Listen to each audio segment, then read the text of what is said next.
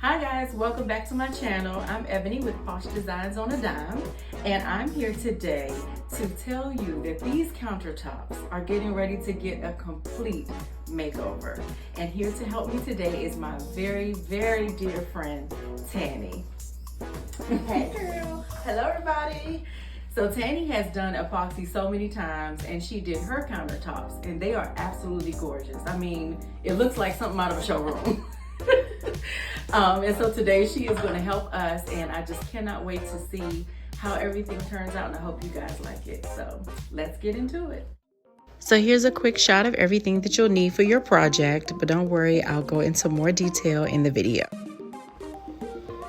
So you definitely want to tape off and mask all of your appliances. You want to cover your cabinets because there will definitely be some dripping, and you just don't want to mess up your appliances or your cabinets. Once epoxy hardens, it is almost impossible to get it off. You have to sand it off, and then you'll mess up the finish on your appliances and cabinets. So here I'm doing degreaser.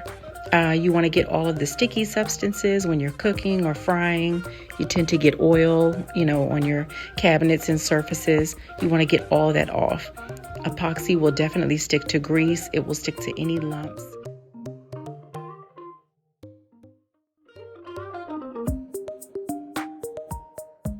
So after you've done your degreaser, you want to sand your surface. If you have laminate, I definitely suggest sanding. This is just going to give it, a little bit of a rougher feel. It helps the epoxy and the primer and the paint and all that stick very well. Make sure to get all the dust off, you guys. It's definitely going to make a difference in how your epoxy looks. You don't want dust all in your paint.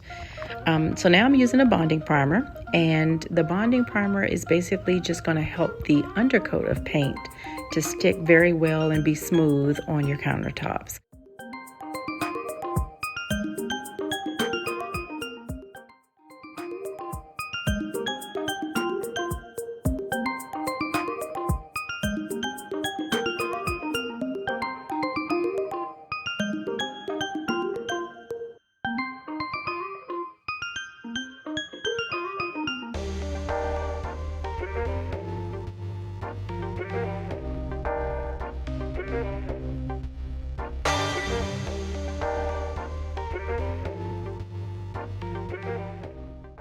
Okay, so it's day 2, guys. Yesterday was the prep day, and so yes, my girlfriend is joining me this morning, and we are getting the undercoat on.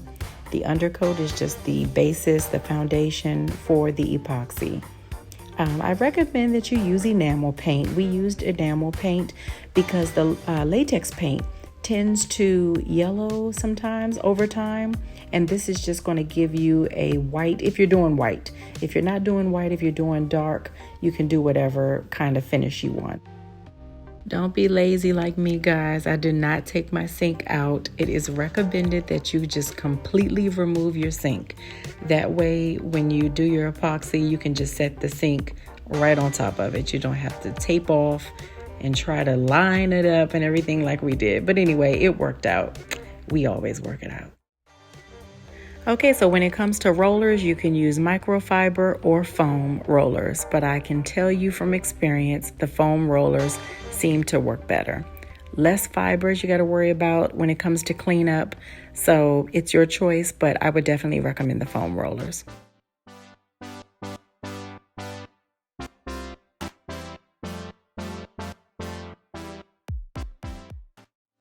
It's now time to do the epoxy.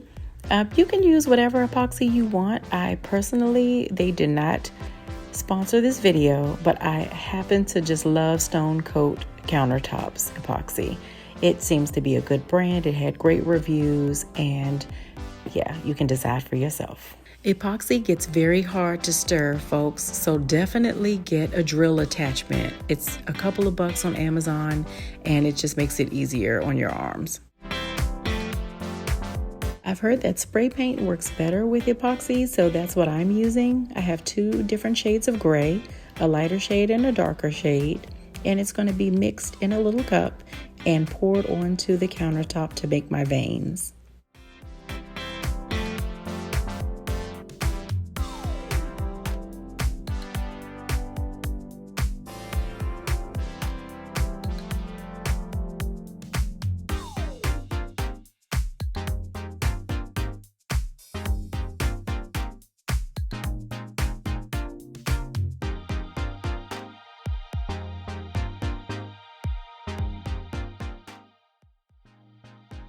Now we're pouring the clear coat, and that's just going to be rolled on.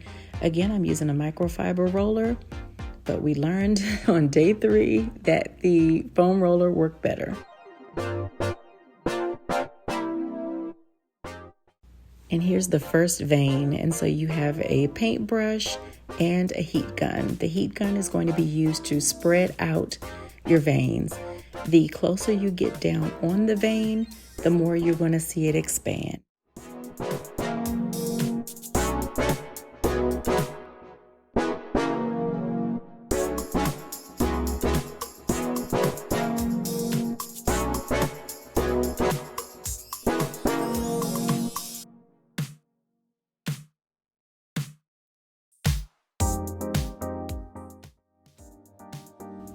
Make sure not to hold your heat gun too close on your countertop because you will actually put holes in your clear coat. You don't want it to be uneven.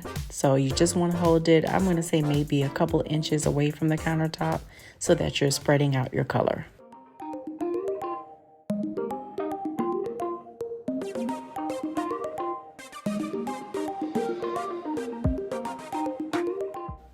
The heat gun is also used to get the bubbles out. You will notice that after you do your chop brush, which is chopping into your veins and just messing around with things, you'll see little bubbles start to come up. Do not be alarmed.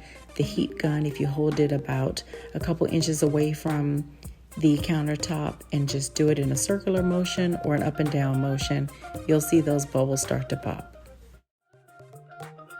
So there are different ways to roll out your veins. You can use a roller technique like my friend here is doing, or you can do what I like to do, and that's the chop brush.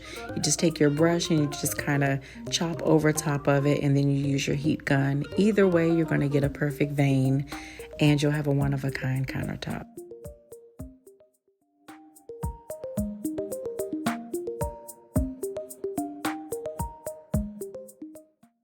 If you want to have a little bit of sparkle to your countertops, you can add glitter.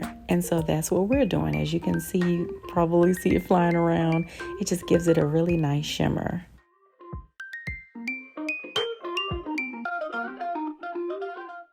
So we are doing the last clear coat.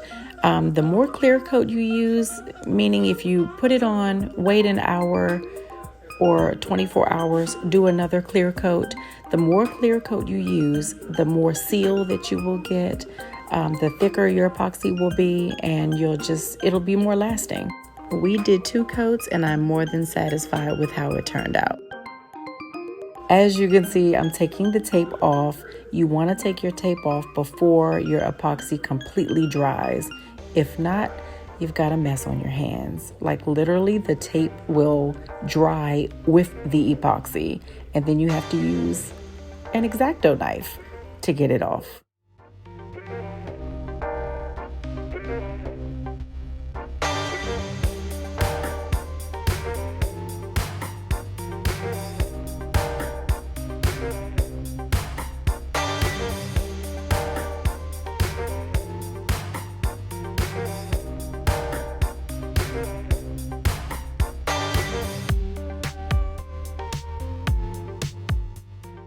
Hey everybody, so I hope you enjoyed the video. As you can see, the countertops are finished. I could not be happier.